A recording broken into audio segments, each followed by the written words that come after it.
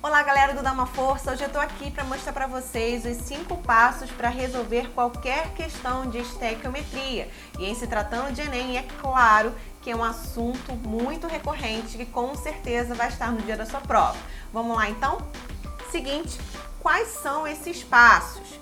Primeira coisa, pessoal, você deve identificar o que a questão pede, separando tudo que foi dado. Por que isso? Porque geralmente as questões de estequiometria têm um enunciado extenso e com várias informações, com vários números, e você deve de fato identificar, grifar, se for preciso escrever num outro canto, para que você não perca aí esses dados. Segunda coisa, balanceie as reações e encontre a reação global. É o seguinte, várias vezes, na maioria das vezes, na verdade, o Enem ele te dá a reação. Pouquíssimas vezes ele pediu que você mesmo soubesse escrever a reação. Mas tendo a reação, você precisa avaliar se ela está balanceada, porque isso vai fazer uma enorme diferença. E pode ser que exija de você também obter a reação global. Nós vamos resolver uma questão aqui do Enem, mostrando como que faz isso também. Terceira coisa, pessoal, você deve calcular a pureza do reagente. Coloquei se aplicável porque nem todas as questões envolvem cálculo de pureza. Mas se tiver, você tem que calcular a pureza do reagente. Quarto, relacionar os dados necessários, ou seja, montar lá a sua regrinha de 3 de uma forma bem precisa, para a gente não relacionar os dados errados, então proceder aos cálculos. E o quinto, pessoal, última parte é calcular o rendimento da reação, também se aplicável, porque às vezes o Enem ou outros vestibulares vão trabalhar com rendimento e outras vezes não. E nesse caso, então, nós consideramos o rendimento de 100%. Vamos então fazer uma questão do Enem aí de 2015 para a gente ver todos esses passos. Vamos lá. Questão Enem 2015, pessoal, diz assim, ó. Para proteger estruturas de aço da corrosão, a indústria utiliza uma técnica chamada galvanização.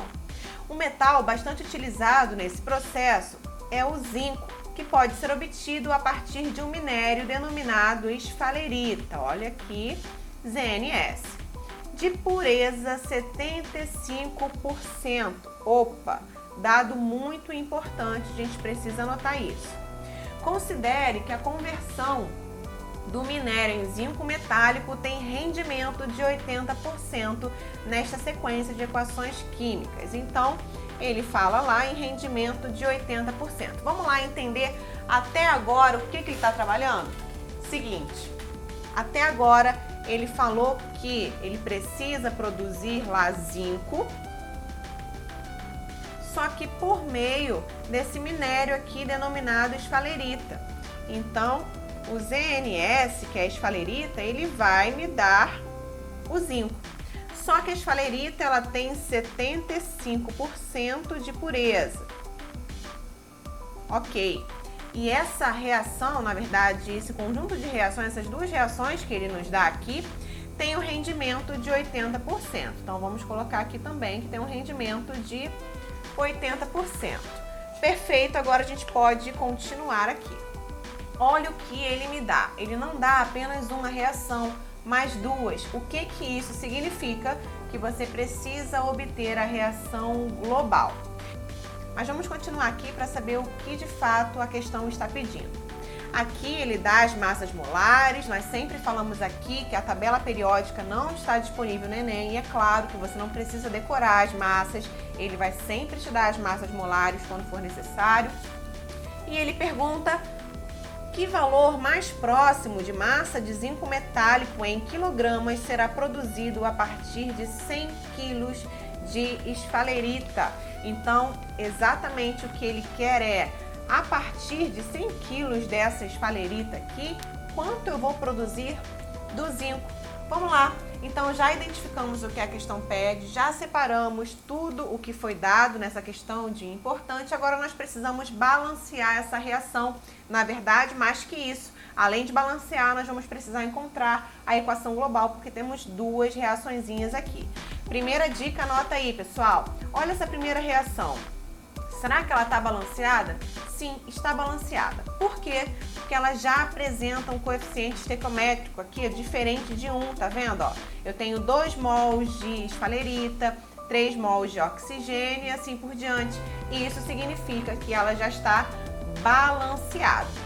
Reação seguinte, vamos lá, a gente já fica com uma pulga atrás da orelha porque não temos coeficientes aqui. Pode ser que de fato esteja balanceada, mas pode ser que não. E na verdade, quando nós temos duas reações, nós precisamos encontrar a reação global e ainda mais, precisamos que as duas reações ou mais reações que sejam, estejam completamente balanceadas entre si. Como assim? Percebam, pessoal, aqui eu tenho a esfalerita e ela vai me dar óxido de zinco, SO2, e na segunda reação eu tenho o óxido de zinco mais CO, me dando então o meu zinco metálico, que é o que eu quero, mais CO2. Ok, o que eu quero saber aí? Olha só, eu tenho aqui o óxido de zinco que foi formado aqui na frente, aqui em cima na primeira reação. Só que aqui eu tenho 2 mols que foram formados e aqui um só. Não posso, eu preciso balancear. E como eu coloco aqui? 2 mols de óxido de zinco. Só que como eu tenho 2 zincos aqui, aqui eu também preciso ter 2. E aí agora balanceando o carbono e o oxigênio, 2 de monóxido de carbono. Se eu tenho 2 carbonos aqui, preciso ter também 2 carbonos aqui. Vamos ver agora se o oxigênio está balanceado. A gente sempre deixa o oxigênio por último. Vamos lá? Aqui nós temos 2 oxigênios, 4 oxigênios no total, certo? 2 e 2. E aqui nós temos 4 também, olha. 2 e 2, 4 aí, mols de oxigênio. Tranquilo, balanceamos. Agora precisamos obter a equação global. E como a gente faz isso? Somando as equações. É bem simples. Tudo que tiver de um lado e que tiver de outro, tiver no produto e tiver no reagente, nós podemos então eliminar da nossa reação. Como que nós poderemos fazer aqui? Vamos lá? Seguinte, o que nós temos aqui e que temos aqui também? Ou seja, na primeira reação está nos reagentes e na segunda produto. Algo em comum? Não, então vai ficar. E aqui, o que nós temos na primeira reação nos produtos e na segunda nos reagentes? Opa, eu tenho o meu óxido de zinco, então eu posso eliminar da minha reação. Agora é só eu somar tudo que está nos reagentes igual a tudo que está nos produtos. Então vamos repetir aqui, ó. Vou repetir até nessa folhinha para a gente conseguir trabalhar melhor. 2NS mais 3O2, certo? Mais 2CO, formando 2SO2 mais 2 zincos mais 2CO2. Pronto, tenho agora a minha equação global. O que eu preciso fazer agora, pessoal? Preciso encontrar então a pureza do meu reagente. A nossa questão do Enem, essa questão aí, está trabalhando justamente o quê? A esfalerita com o zinco. É isso que eu vou precisar relacionar. Vou precisar ter uma regrinha de 3 bem simples. Só que essa esfalerita aqui, ela não está pura, não está 100% pura, mas tem 75% de pureza. E quanto ele fala lá no final? Ele quer saber quanto de zinco vai ser produzido em quilogramas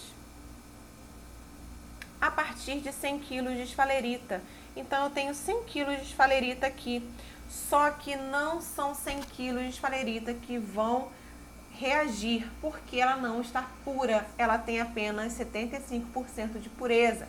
Então, fazendo esse cálculo aqui, pessoal, é só multiplicar, bem simples, 100 vezes 75%. Isso vai me dar, bem simples, corto aqui, 75 quilos. Pronto, já achei aí o que de fato vai reagir. Eu tenho que considerar, então, não mais 100 quilos e sim 75 quilos, porque é o valor que nós encontramos depois dos cálculos da pureza. Agora, então, nós podemos relacionar os dados necessários e começar os cálculos. Seguinte, sempre coloque aqui relacionando o que ele quer.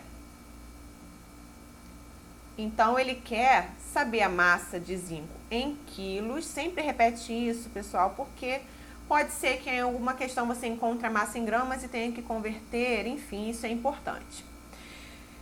a partir de 75 quilos de esfalerita. Só que o que eu preciso fazer primeiro, na primeira parte, a primeira linha depois da minha relação, eu preciso colocar as massas molares. Vamos lá, ele dá aqui, ó, a massa molar da esfalerita, 97 gramas. E me dá do zinco também, 65 gramas. E aí, outra observação aqui, pessoal, eu tenho 2 mols de esfalerita dando 2 mols de zinco. Eu preciso realmente considerar 2 aqui, 2 aqui? Não, tem o mesmo coeficiente, posso cortar, evita mais cálculos, evita mais chances de errar nos nossos cálculos estequiométricos. Pronto, coloquei as massas molares na primeira linha, na segunda linha agora eu coloco então a massa de um e relaciono quanto vai ser encontrado do outro. Vamos lá, eu tenho então 75 quilos de esfalerita, me dando uma massa M aí de zinco. Eu já vou obter ela em quilos, porque olha aqui, ó, eu tenho grama e grama aqui, quilo, também terei quilo aqui. Então, excelente, não vou precisar converter nada. Agora, vamos montar isso aqui, pessoal. Faz aqueles xizinho e a gente coloca que a massa vai ser igual a 75 vezes 65 sobre 97. Prestem atenção, é algo que o Dá Uma Força sempre fala para vocês. As questões do Enem, elas raríssimas vezes vão colocar as alternativas muito próximas umas das outras. Olhem aqui a diferença. Letra A, 25, B, 33, C, 40, D, 50 e E, 54. Eu não tenho, por exemplo, 25, 26, 27, 28 e 29. Eu tenho um espacinho entre elas. O que isso me permite? Me permite, então, usar também de alguns truques matemáticos, que é, no caso, arredondar. Vamos arredondar isso aí para facilitar os nossos cálculos, porque na hora a gente precisa ganhar tempo. Então, pessoal, vocês concordam comigo que 97 eu posso considerar 100? Vai facilitar muito do que, imagina, fazer esse cálculo aqui e ainda ter que dividir por 97? Não precisa, né? Então, fazendo aí 75 vezes 65, eu vou encontrar 4,875. Dividido por 100, tranquilo, ando 2 casas para cá, vou encontrar 48,75 quilos. E aí você vai lá e fala, caramba, consegui fazer a questão, marca a letra D, ó, o mais próximo de 48,75 é esse aqui, letra D, 50. E erra a questão. Por quê? Porque falta o último passo. Nessa questão, o Enem considerou o rendimento. E você conseguiria obter 48,75 quilos aproximadamente de zinco metálico se a reação fosse com 100% de rendimento, mas não é. Ele diz que a reação possui rendimento de 80%. Então, vamos lá fazer isso aqui? Seria 48,75, que eu vou também considerar 49 para facilitar. Até colocar aqui, então, 49 quilos de zinco, se eu tivesse 100% de rendimento. Mas eu tenho quanto de rendimento? 80%. Mais uma regrinha de 3, vou encontrar aqui, ó, quanto que isso vai me dar. X vai ser igual a 49 vezes 80 dividido por 100. E aí, o que mais ainda eu vou fazer aqui, pessoal? Pode arredondar isso aqui para 50? Pode, pessoal. A gente tem sempre que fazer o máximo para facilitar os nossos cálculos. Se eu considerasse, por exemplo, isso aqui 50, olha como ia facilitar muito, ó. Corto aqui esses 2 zeros com os 2 zerinhos, 5 vezes 8, 40. E aí, eu encontraria a massa aí, ó, letra C de 40 quilos. É claro que os arredondamentos que eu fiz, pessoal, foram bem pequenos. Tanto que aqui, ó, você tem bastante diferença entre as opções. Por isso que isso me permitiu fazer dessa forma, ok? Isso tudo a gente tem que treinar ao longo do nosso ano de preparação para a gente conseguir perceber isso e fazer as questões de uma forma bem mais prática. Bom, então era isso, espero que vocês tenham curtido aí essa dica, a resolução dessa questão, mostrando todos os passos que você vai usar, e isso em qualquer questão de estequiometria. Claro que nós vamos falar muito mais de estequiometria aí ao longo da nossa preparação. Então, se você curtiu, dá um like aí, deixe seu comentário, se inscreva no nosso canal se você ainda não é inscrito, ative o sininho, porque nós vamos ter muito mais dicas ao longo do ano para você. Um grande abraço, pessoal. Tchau, tchau.